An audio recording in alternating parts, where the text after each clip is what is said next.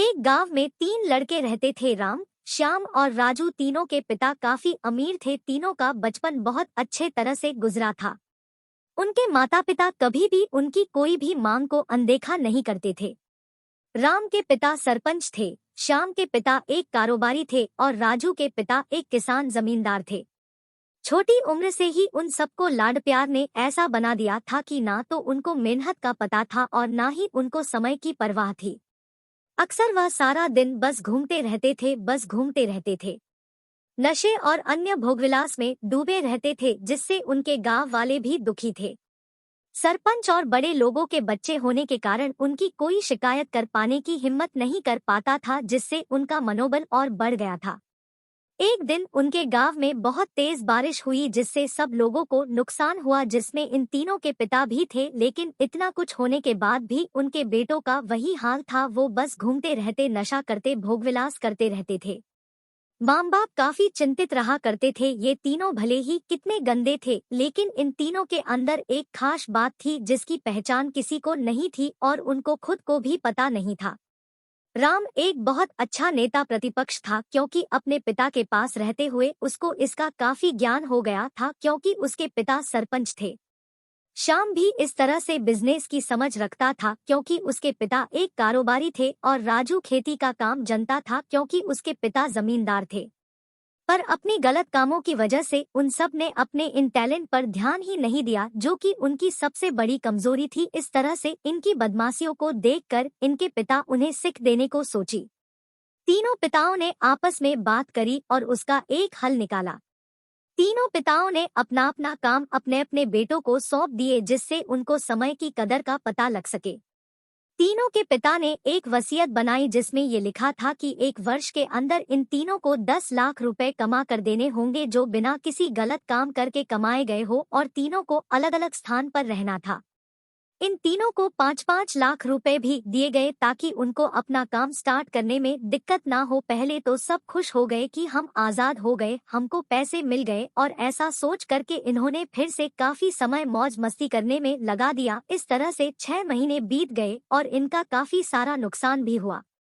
फिर एक दिन अचानक उनको एहसास हुआ कि अगर हम शर्त हार गए तो हम अपनी अपनी जायदाद खो बैठेंगे। धीरे धीरे उनकी चिंता बढ़ने लगी। एक दिन वो इसी उधेड़ धुन में एक पार्क में बैठे थे और कुछ डिस्कस कर रहे थे कि उनको एक छोटी सी लड़की मिली। वो फूल बेच रही थी और साथ में पढ़ भी रही थी। तीनों लोग उस लड़की के पास में गए। तभी राम ने लड़की से बोला, बेटी आपकी उम्र क्या है? तो लड़की ने जवाब दिया कि मैं 12 साल की हूँ। अंकल, इतना सुनते ही राम ने आश्चर्य से पूछा कि आप इतने छोटे होकर के खेल नहीं रहे हो? इस पर लड़की ने जवाब दिया कि मेरे पापा अब इस दुनिया में नहीं है और माता बीमार रहती है, इसीलिए मैं ये काम करती हूँ। ये सुनकर राम ने अपना पर्स निकाला। उसके पास जो भी पैसे बचे थे वो उस लड़की को देने लगा। उसके बाद लड़की ने बोला, अंकल आप भी फूल ले लो, मुझे बहुत खुशी होगी, क्योंकि मैं अगर आपसे फ्री में पैसे ले लूंगी तो फिर मेरा पढ़ाई में मन नहीं लगेगा, मैं काम चोर बन जाऊंगी, क्योंकि यही समय है जिस समय में अपना भविष्य लिख सकती हूँ। राम ने उस लड़की से सारे फूल ले लिए और तीनों घर लौट आए। उस फूल वाली लड़की का उन तीनों लड़कों पर बहुत गहरा प्रभाव पड़ा। रात भर उन तीनों ने उस बच्ची के बारे में सोचते रहे और उन्हें एहसास हुआ कि वो तीनों कितने गलत थे। तीनों ही दोस्तों को एहसास हुआ कि आज भी उनके पास 6 महीने का समय है अपने पिता के दिए गए काम को पूरा करने का और भविष्य बनाने का। इसी दौरान सब ने सोचा कि अगर बचे हुए समय का सही उपयोग करें तो अभी भी बहुत कुछ किया जा सकता है। इस तरह बाकी दोस्तों ने भी सोचा और दूसरे समय में आकर काम तलाशने लगे। पर उनके शर्त में एक शर्त ये भी थी कि उनको जो भी काम करना है वो अपनी पहचान बताए बिना करेंगे, जिससे ये साफ था कि उनको काम नहीं मिला। और जब काम नहीं मिला तो उन्होंने सोच लिया तो अब वो अगर कुछ भी करेंगे तो अपने गाँव में जाकर ही काम करेंगे। भले ही उनके पिता कुछ भी सोचे, लेकिन फिर भी अपने गांव में जाएंगे और अपने गांव में कुछ नए काम करेंगे, भले ही उनको अपने पिता के वसीयत ना मिले। तीनों लड़के अपने गांव में फिर से आए और अपने अपने पिताओं से जाकर के मिले और उन्होंने अपने अनुभव के बारे में बताया और बोला कि वो आगे से ऐसी गलती नहीं करेंगे और वो उन्हें माफ कर दे। लेकिन पिता तो शर्त पे ही अड़े थे। लड़कों को कोई दया नहीं मिली। तीनों को फिर से दुख हुआ कि तीनों को अपनी गलती की एहसास होने के बाद भी उनके पिता उनका सपोर्ट नहीं कर रहे हैं। और फिर से वो रात भर सोचते रहे कि अब क्या किया जाए। तीनों ने मिलकर एक स्कीम निकाली। राम अपने मित्रों के साथ में मिलकर लोगों की प्रॉब्लम को सुलझाने लगा, जिससे उसको गांव की समस्याओं का ज्ञान हुआ। इसी तरह श्याम भी गांव के विकास के लिए नए नए तरीके सीख गया और राजू को किसानों और बीजों का ज्ञान हो जाने से उसको काफी फायदा हुआ।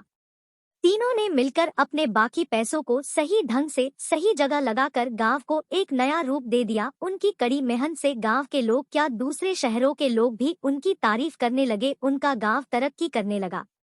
नई तकनीकों के कारण हर वर्ग के लोगों से उनका जुड़ाव होने लगा और एक समय आने के बाद उनके पिताओं ने भी उनको माफ कर दिया। इस तरह से दोस्तों, उन तीनों को समय की कीमत का अंदाजा हुआ कि पहले वो कितना समय बर्बाद कर रहे थे, लेकिन जब से उनको समय की कीमत का अंदाजा हुआ तब से उन्होंने समय को बर्बाद नहीं किया और काम करके पैसा कमाया, नाम कमाया और ये सीखा ईमानदारी से जिंदगी कैसे जीते हैं। दोस्तों, कुल मिलाकर कहने का मतलब यही है कि आप सभी समय को बर्बाद ना करें। अगर ये समय आपके हाथ से निकल गया तो कुछ नहीं कर सकते हैं, और हाँ, समय के पास इतना समय नहीं है कि वो आपको दोबारा समय दे।